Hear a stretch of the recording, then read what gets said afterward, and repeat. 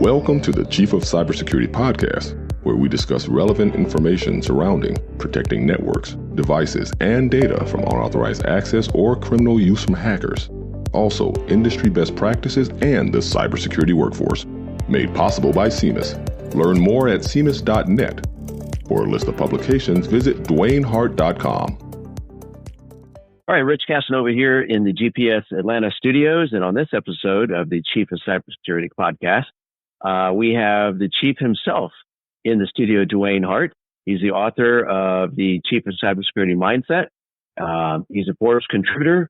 He's actually a speaker who has a speaking engagement coming up, so stay tuned for an announcement about that. And he also runs an amazing YouTube channel, as well as the host of this podcast. And on this episode of the Chief of Cybersecurity podcast, it is entitled, Why AI and Hackers Are Becoming Closer. So if that's not a cliffhanger enough for you, here's a couple of key points. I'll turn things over to Dewayne here in a second, but we're going to be covering 3 ways attackers use AI against defenders. We're also going to be talking about how to defend against AI-focused attacks. So Dewayne, we got a lot to cover in this episode, man. So let's do it. That's What's right. on your short list? Well, you know what's on my short list is that as we have done these podcasts, we have came closer and closer to finding newer things to talk about. And since AI has became the talk of the town, so I decided to dedicate this episode to AI and how they are becoming closer to hackers. Here's the Reader's Digest version of it, and I really want my audience to hear this. AI itself carries on the traits of humans. AI itself provides us with efficiency and productivity.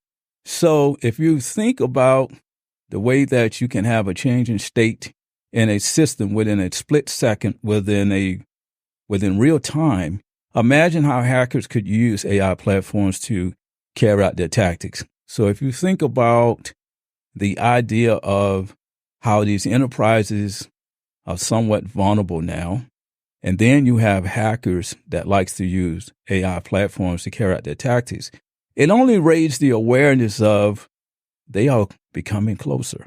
And now it's our time to really have a discussion about this topic because we want to make sure that we beat hackers to the finish line. That's our job. Absolutely. Just like AI is not just a trend, it's going to be here for quite a while, and it's kind of growing at warp speed. Many individuals and most businesses are using AI in some shape or form. And so just like, it's kind of odd to think, but hackers, that's a business for them, right? They have an end game.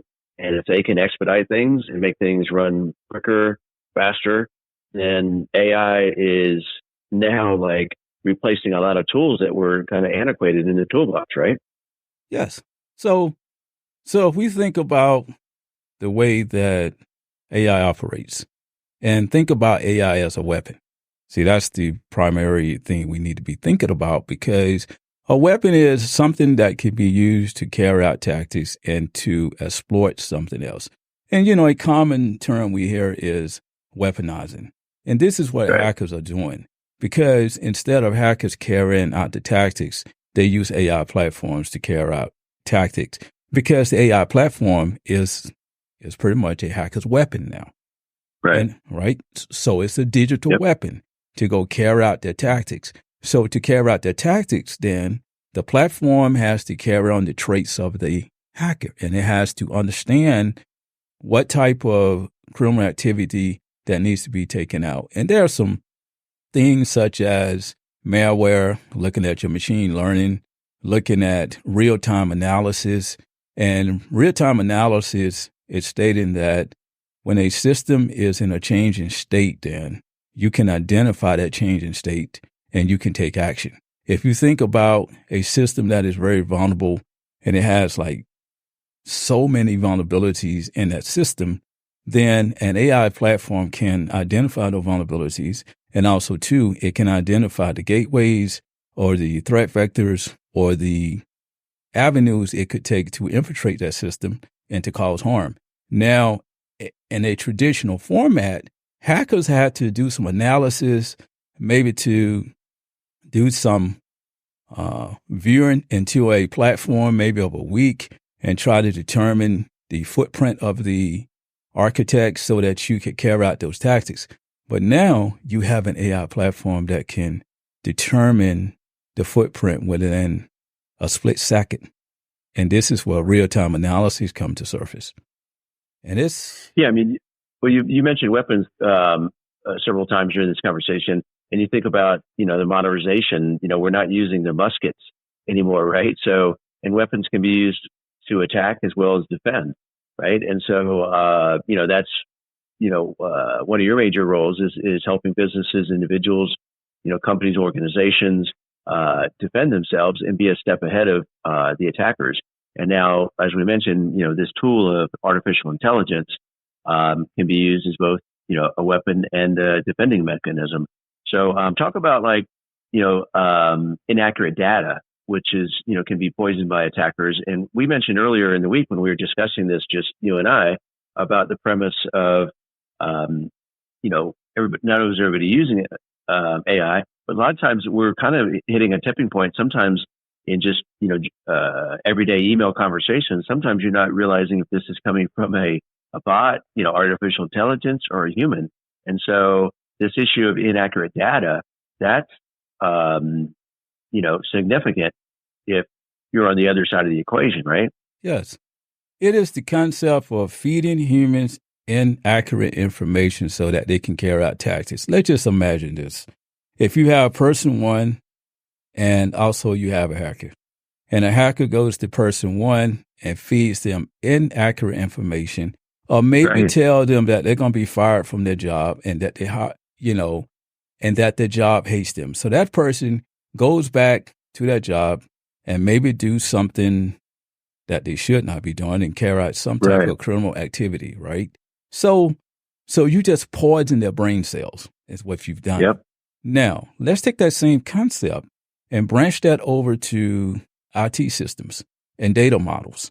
If you poison the data models, then they're going to represent inaccurate data. So it's similar to a computer program.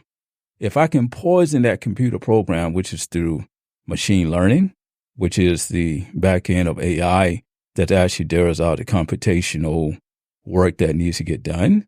If I can poison that model, I can have that model to display inaccurate data. Let's just say, for instance, if per se you was walking into a bank and, there's a data model used to give graphical views or to give the customer views of certain type of information for the bank.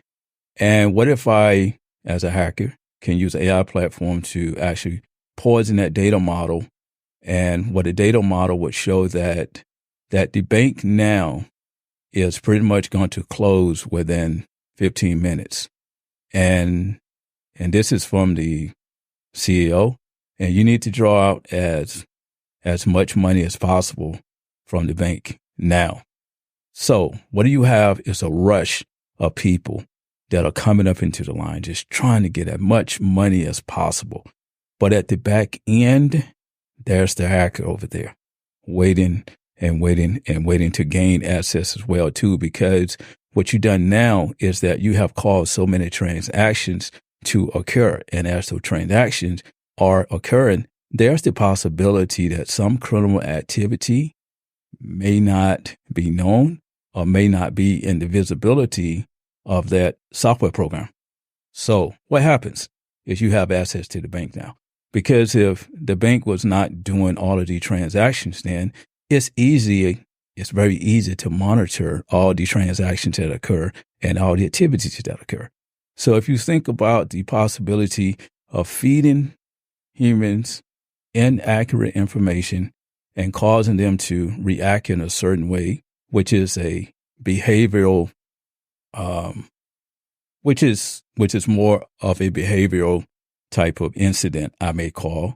Right. Now what happens is that humans are probably scared and everybody's running around and thinking that something bad is about ready to happen when it's not about ready to happen. You just need to cause a disturbance. Now, I just gave one primary example. Everyone uses the internet.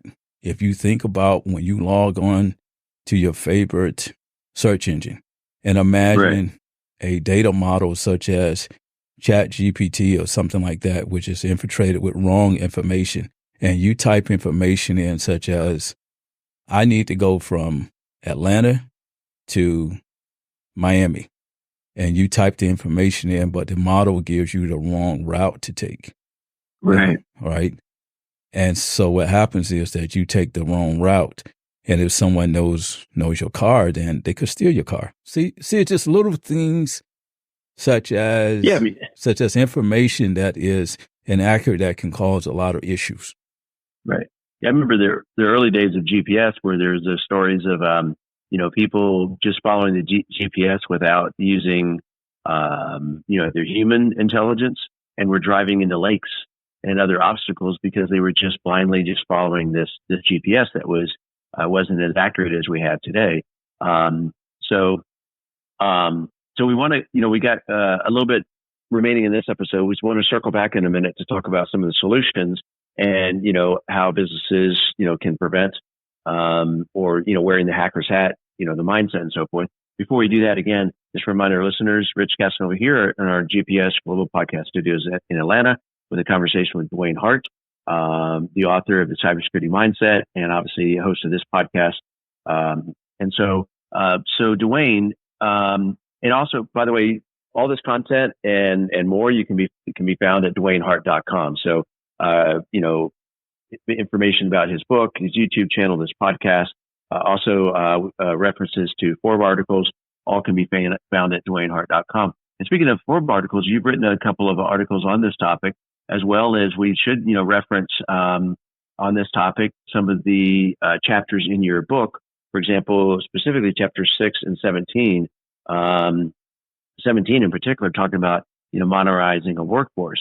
So that will kind of pivot to, if you can kind of address some of the, content that you've, generated on this topic related to, defending against, as we kind of close out this episode, what are some, tips or tactics to prevent or circumvent some of this, use of AI by the hackers? Well, number one, we need to have smart AI platforms, because in order to counter any threats that are introduced by an AI platform, you would need an AI platform that can do the same. So it's like the double swords theory, right? Right. If you're going to be going to war, and if someone has a missile that goes about, let's say about Mach 2, right? Well, you need to have some way to counter that missile at Mach 2. So maybe you need to design a missile that's at Mach 2. So when we look at the AI platforms, we need to design systems that are capable of countering other AI platforms. So that is now taking the mindset of saying that we are moving away from humans trying to understand hackers, and hackers trying to understand humans. Right. We are moving to stages now where these AI platforms have to be designed to counter hacker tactics. Now, I also want to state that a resource was my previous article that I just posted this month. It's called How AI is Changing Cyber Protection. And I'm just going to focus on that one for a minute. One of the things that I stated was that we need to have better algorithms, because the algorithms are programmed through your machine learning to identify patterns of negative behavior, right? Because when you have a cyber attack, especially through an AI platform, it is negative behavior. So imagine if you had a platform that could identify that platform, which is the AI platform, in real-time analysis. You could defend against a cyber attack, because the problem with most of the AI platform is that the platform can change in a moment's notice because of real-time analysis. So the platform can identify the points that are failing, and it can make those changes in a split second. So what we need to do is to have better algorithms that can do the same. Some of the other things I want to talk about as well too is the way that we defend against these attacks is to is to monitor AI platforms as well, but also too, there needs to be a framework in place so that AI platforms do not get into the wrong hands. So you have to standardize the programs as well. So when it comes to things such as malware, it is very important to understand that you need to have a strong malware program that carries AI, because hackers are using malware programs to carry out their tactics where you may have a virus or a ransomware that is about ready to occur on your system, but you don't know it, and it looks very legitimate. And right. And then you are given a task through this AI platform to carry out a certain tactic so that the ransomware can execute. Well, what if you could counter that with an AI platform that can identify that as a negative event which is about ready to occur, and then it can counter that cyber attack. So what we need to have is systems that are, number one, compatible to hacker-based systems. And so that means that the only thing we need to do is to design systems that is wearing the hacker's hat or carries that hacker's mindset. That's what we need to have. Yeah, kind of models their behavior and is, I mean, I don't know if we talked about it on a previous episode, but I remember some years ago, I had a client that was in the accounting business, but there was forensic accounting. And they actually hired a person that had gone to jail for embezzlement. But they, once that person was released, they were on their team because that person, from a human perspective, understood the mindset of someone that was going to be embezzling in terms of, accounting. And so on your team, you should, have someone that knows, again, that mindset of the hacker, one step ahead. And, we don't have time for it, but there is a reference to, there was interesting research actually done at Johns Hopkins University, just specifically on this topic, to develop these natural language patterns to replicate, what an AI model would generate, so it can detect that in advance of, bank fraud, for example. But there's so much on this topic. I believe we're coming up on the end of this episode here, so. Before we turn things over to Dewayne for any closing thoughts, just want to remind everyone again, check out DewayneHart.com for not only this content, other episodes and Forbes articles, YouTube content, and so forth, as well as the speaking engagements. And I'll leave you with this cliffhanger. Actually, Dewayne, why don't you mention any closing thoughts you have, and then I'll leave our listeners with the cliffhanger for our next episode.